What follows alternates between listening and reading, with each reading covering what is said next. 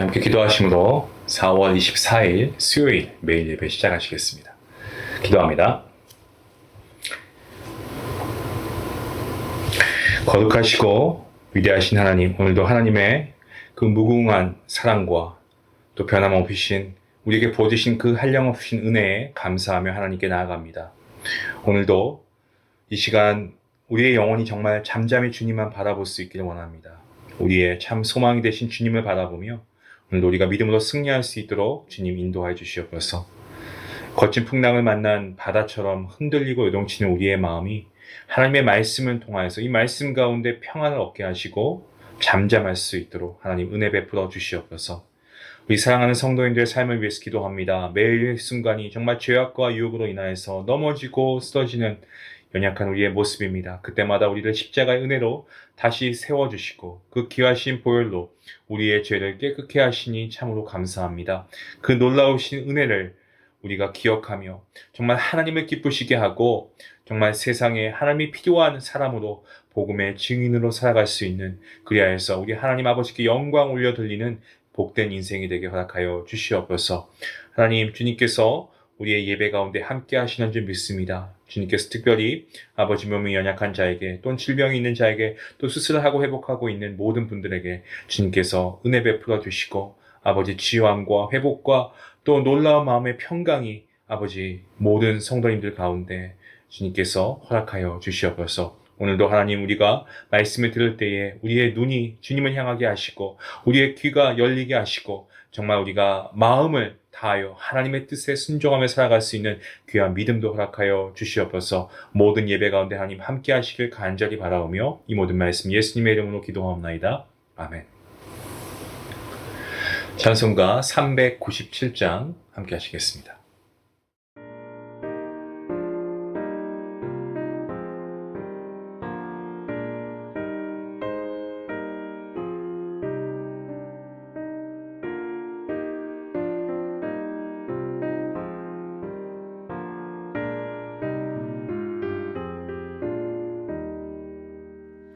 주 사랑 안에 살면 두려움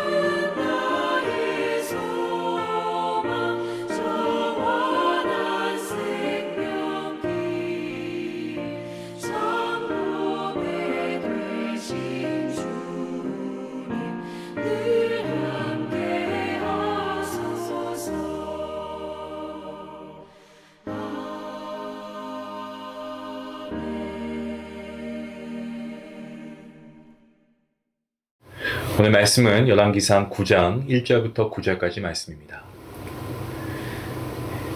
1절부터 함께 말씀을 읽도록 하겠습니다. 함께 봅니다. 솔로몬이 여호와의 성전과 왕궁 건축하기를 마치며 자기가 이루기를 원하던 모든 것을 마친 때에 여호와께서 전에 기브온에서 나타나신 같이 다시 솔로몬에게 나타나사 여호와께서 그에게 이르시되 내 기도와 내가 내 앞에서 간구한 바를 내가 들었은즉 나는 내가 건축한 이 성전을 거룩하게 구별하여 내 이름을 영원히 그곳에 두며 내 눈길과 내 마음이 항상 거기에 있으리니 내가 만일 내 아버지 다윗이 행한 같이 마음을 온전히 하고 바르게 하여 내 앞에서 행하며 내가 내게 명령한 대로 온갖 일에 순종하여 내 법도와 율례를 지키면 내가 내 아버지 다윗에게 말하기를 이스라엘의 왕위에 오를 사람이 내게서 끊어지지 아니하니라 한 대로 내 이스라엘의 왕위를 영원히 견고하게 하려니와 만일 너희나 너희의 자손이 아주 돌아서서 나를 따르지 아니하면 내가 너희 앞에 둔 나의 계명과 법도를 지키지 아니하고 가서 다른 신을 섬겨 그것을 경배하면 내가 이스라엘을 내가 그들에게 준 땅에서 끊어버릴 것이요 내 이름을 위하여 내가 거룩하게 구별한 이 성전이라도 내 앞에서 던져버리니 이스라엘은 모든 민족 가운데에서 속담거리와 이야기거리가 될 것이며 이 성전이 높을지라도 지나가는 자마다 놀라며 비웃어 이르되 여호와께서 무슨 까닭으로 이 땅과 이 성전에 이같이 행하셨는고 하면 대답하기를 그들이 그들의 조상들을 애굽 땅에서 인도하여 내신 그들의 하나님 여호와를 버리고 다른 신을 따라가서 그를 경배하여 섬김으로 여호와께서 이 모든 재앙을 그들에게 내리심이라 하리라 하셨더라. 아멘. 오늘 본문 말씀 1절부터 9절까지 말씀인데요. 다시 한번 1절과 2절 말씀 이렇게 말씀에서 기록하고 있습니다. 솔로몬이 여호와의 성전과 왕궁 건축하기를 마치며 자기가 이루기를 원하던 모든 것을 마친 때에 여호와께서 전에 기브온에서 나타나심 같이 다시 솔로몬에게 나타나사 여호와 하나님께서 과거 솔로몬이 기브온에서 1천 번제를 드렸을 때와 동일하게 이 성전과 왕궁 건축이 모두 끝나고 나서 다시 솔로몬에게 말씀하십니다. 하나님께서 다시 나타나셔서 말씀하실 때에는 시기적으로는 정확히 우리가 알 수는 없지만 솔로몬이 성전 건축을 마치고 봉헌 기도를 드린 때로부터 어느 정도의 시간이 지난 후로 보여집니다. 하나님께 솔로몬에게 나타나셔서 말씀하시는 그 내용이 바로 본문 3절 말씀입니다. 여호와께서 그에게 이르시되 내 기도와 내가 내 앞에서 간구한 바를 내가 들었은즉 나는 내가 건축한 이 성전을 거룩하게 구별하여 내 이름을 영원히 그곳에 두며 내 눈길과 내 마음이 항상 거기에 있으리니 이 3절 상반절 말씀의 앞부분에 보시면 하나님께서 솔로몬의 기도와 간구를 들으셨다 라고 하는데 이것은요 앞선 1천 번제와 마찬가지로 하나님께서 성전 건축을 기뻐하셨다라는 그러한 의미입니다. 때문에 하나님께서는 자신의 이름을 영원히 성전에 두며 자신의 눈과 마음을 항상 성전에 둘 것을 약속하고 계십니다. 하나님께서 이러한 약속을 하신 그 배경은 앞선 이 솔로몬 기도가 있었죠. 우리가 지난 시간에 본문 말씀입니다만 열왕기상 8장 29절 말씀에서 다음과 같이 기도하였습니다. 그리고 하나님께서는 이 기도에 아주 분명하게 응답하여 주셨습니다. 8장 29절 말씀에 주께서 전에 말씀하시기를 내 이름이 거기 있으리라 하신 곳 이 성전을 향하여 주의 눈이 주야로 보시오며 주의 종이 이곳을 향하여 비는 기도를 들으시옵소서. 자, 우리가 이러한 점을 보았을 때 하나님께서는 우리가 창조주 하나님께 정말 겸손하게 나와 간절하게 드리는 기도 우리 하나님께서 결코 소홀히 듣지 않으시고 기억하시고 응답해 주시는 분이 우리 하나님이시다라는 사실을 우리가 다시금 확인할 수 있습니다. 그리고 이와 같이 살아계신 하나님의 능력을 신뢰함으로 하나님께 자기 인생을 맡기는 사람은요 하나님의 능력을 체험하게 됩니다. 이 중 하나님께서 성전을 거룩하게 구별해서 자신의 이름을 영원히 두시겠다고 하신 부분은 하나님께서 허락하신 특별한 표현입니다. 인간의 손으로 세워진 성전이 여러분 아무리 값비싸고 화려하다고 해도요 그 자체가 거룩한 것이 될 수는 없습니다. 성전이라고 하는 건물을 거룩하게 만드시는 분은 결국 하나님의 이름, 다시 말씀드리면 하나님 그 자체이심을 강조합니다. 이러한 영적인 원리는 사람과 어떠한 시간 혹은 공간에 대해서도 그대로 적용이 되는 말씀입니다. 사람이나 시간 또 공간을 거룩하게 할 수 있는 분이 오직 누구십니까? 하나님 한 분이십니다. 하나님의 거룩한 이름이 있는 곳에는 악하고 거룩하지 못한 것들 존재할 수가 없기 때문에 그렇습니다. 때문에 우리가 거룩해지기 원한다고 하면 우리 안에 하나님의 이름이, 하나님의 말씀이 충만할 수 있도록 우리가 애쓰고 노력해야 할 것입니다. 그리고 우리의 가정에 내가 생활하는 공동체와 이 다양한 모임이 거룩해지길 원한다면 그곳이 하나님의 이름으로 충만해질 수 있도록 기도하고 하나님의 말씀으로 나 자신은 물론이고 가족과 이 공동체를 세우는 그러한 부분에 노력을 기해야 합니다. 본문 4절과 5절 말씀 다시 한번 읽겠습니다. 내가 만일 내 아버지 다윗이 행한 같이 마음은 온전히 하고 바르게 하여 내 앞에서 행하며 내가 내게 명령한 대로 온갖 일에 순종하여 내 법도와 율례를 지키면 내가 내 아버지 다윗에게 말하기를 이스라엘의 왕위에 오를 사람이 내게서 끊어지지 아니하니라 한 대로 내 이스라엘의 왕위를 영원히 견고하게 하려니와. 앞절에서 여호와 하나님의 이름을 영원히 성전에 두고 하나님의 눈과 하나님의 마음이 성전에 있을 것을 하나님께서 약속하셨습니다. 그 하나님께서는 본문 4절과 5절 말씀에서는 명령에 순종할 때 주어질 복을, 그리고 그 뒤에 6절부터 9절까지의 말씀에서는 명령에 불순종할 때 주어질 이 저주에 대해서 각각 말씀하시고 계십니다. 하나님 말씀에 대한 순종의 결과로 임하는 복에 대한 약속이 4절과 그리고 5절 말씀에 나오는데 이 2절입니다. 그런데 이 불순종의 결과로 임하는 저주의 내용은요, 이 2절보다 많습니다. 6절과 7절과 8절과 9절, 이 4절이나 됩니다. 이것은 우리에게 시사하는 바가 분명히 있습니다. 이것은 성전 자체가 솔로몬과 이스라엘의 복된 미래를 보장할 수 있는 것이 아니고 그들이 현재 하나님의 말씀을 성실하게 지킬 때에 축복된 앞날이 열리게 된다. 복된 미래가 보장된다라는 사실을 보여주는 것입니다. 한편 다음 본문 4절에서 하나님께서는 솔로몬이 따라야 할 신앙의 표본, 그리고 그 표본으로 한 인물을 제시하고 있습니다. 누굽니까? 바로 다윗입니다. 아버지 다윗입니다. 자, 여기서 행하다라는 말이 나오는데요. 4절 말씀에 이 행하다라는 것은 이 할라크라고 하는 이 히브리어인데요. 걷다라는 의미를 가지고 있습니다. 근데 본문에서는 단순히 그냥 걷는다 이런 의미로 적용되는 것이 아니고 일정한 삶의 방향과 그리고 목적을 가지고 살아가는 행동 방식을 나타내고 있는 그러한 의미입니다. 때문에 본문은 어떻습니까? 다윗이 생전에 하나님 앞에서 살아갔던 삶의 방향 그리고 그의 목적을 그의 아들인 솔로몬도 이어받아서 아버지 다윗과 같은 길을 갈 것을 권고하는 그러한 내용입니다. 우리가 알다시피 이 말씀이 하나님 앞에서 다윗이 흠없이 완전한 삶을 살았다는 것 의미하는 것은 아니죠. 그는 자신의 충직한 부하를 죽였고요. 심지어 그의 아내를 범하지 않았습니까? 그리고 다윗의 말년 어떠했습니까? 하나님만을 의지하지 않았고요. 군사력에 의존하는 그의 모습도 있었습니다.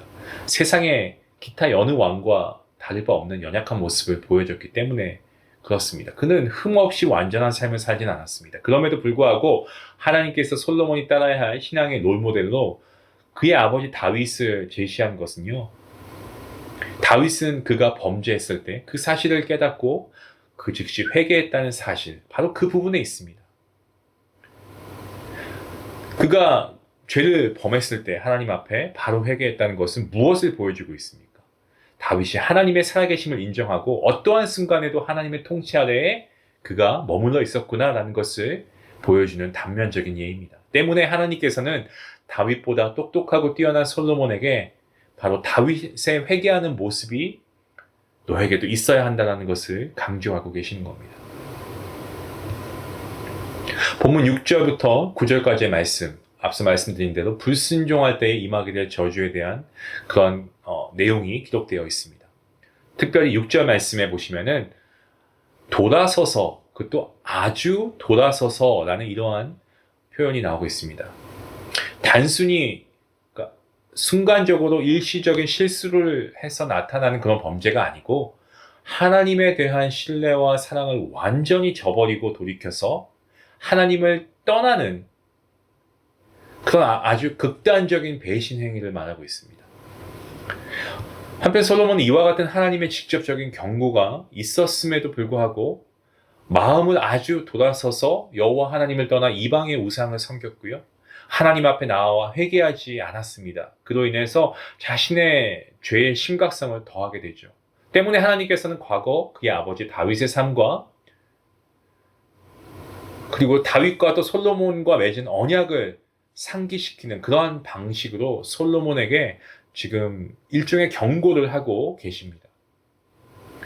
참 역설적인데요. 하나님의 말씀과 그 기준에 따른 훈계는 우리를 괴롭히거나 우리를 불편하게 하는 것이 아니고 오히려 우리에게 자유함을 줄 수 있는 기회를 제공한다는 사실입니다. 만약 우리에게 그 어떠한 절대자도 어떠한 규칙이나 이런 것이 없다면 우리는 자유로운 삶을 사는 것이 아니고요. 뭐가 옳고 뭐가 잘못된 것인지, 뭐가 빛이고 무엇이 어둠인지를 전혀 분간하지 못한 채 그냥 우리의 욕망만 가지고 그 욕망에 이끌리는 대로 살아가는 그러한 삶을 살아가는 것입니다. 그것은 진정한 자유가 아니죠. 그것은 정말 죄와 같은 진흙 가운데서 허우적거리는 몸부림에 불과하지 않겠습니까? 세상이 정말 우연히 생겨난 아무런 목적도 의미도 없기에 우리가 무의미하게 우연히 생겨난 존재라고 한다면 우리는 어떠한 의미를 가질 필요 없죠. 우리 인생 진지하게 살아가야 할 이유도 없습니다. 그러한 점에서 우리가 참 자유와 평안도 그리고 영원한 생명도 무의미할 뿐이죠. 하지만 어떻습니까? 창조주의 존재가 분명하게 확인되는 순간에 그리고 그 창조주께서 우리에게 삶의 기준과 이 원칙들을 선언해 주시는 그 순간 모든 것은 완전히 달라집니다. 그때 우리는 비로소 그 말씀이신 하나님 안에서 우리가 자유를 향한 기준과 소망을 발견하게 되는 것이죠. 때문에 본문 6절부터 이 9절까지 나타나는 하나님의 심판에 대한 이 선언은요, 스스로를 이 과거 허망하고 무질서한 상태로 내던져서 돌아가려는 이 솔로몬과 그리고 이스라엘 백성들을 향해서 정말 죄로 다시 돌아가기 위한 이들을 향해서 새로운 기회를 부여하시는 그런 하나님의 강력한 외침입니다. 때문에 이스라엘 백성들이 이방신을 따라가면 하나님께서 재앙을 주시는 것이 아니라 하나님을 떠나면 하나님을 떠난 그 자리가 인간에게는 곧 심판과 죽음의 자리가 된다는 것입니다. 사랑하는 성도 여러분, 우리가 이러한 점에서 자신의 정말 우리의 인생 가운데 우리가 그 인생, 우리만의 고유한 의미나 이런 것들만 추구하면 안 될 것 같습니다. 우리의 인생, 온 세상의 창조주 되시는 하나님께 우리가 분명하게 의탁해야 합니다. 우리가 붙들어야 할 것이 이 세상의 명예와 물질이 아니고요. 하나님의 손에 붙들리는 인생. 이것이 바로 우리의 인생이 보장되는 유일한 길입니다. 이 세상의 삶뿐만이 아니고 우리가 이 세상을 떠난 후에 우리가 하나님과 함께할 그 영원한 삶도, 우리가 하나님의 손에 붙들려 우리의 인생이 다시 재조정되었을 때 우리는 비로소 인생의 참된 의미, 그리고 목적, 또한 참된 자유와 평안을 우리가 온전히 누리고 경험하게 되는 줄로 믿으시길 바랍니다. 누구 안에서요? 하나님 안에서요.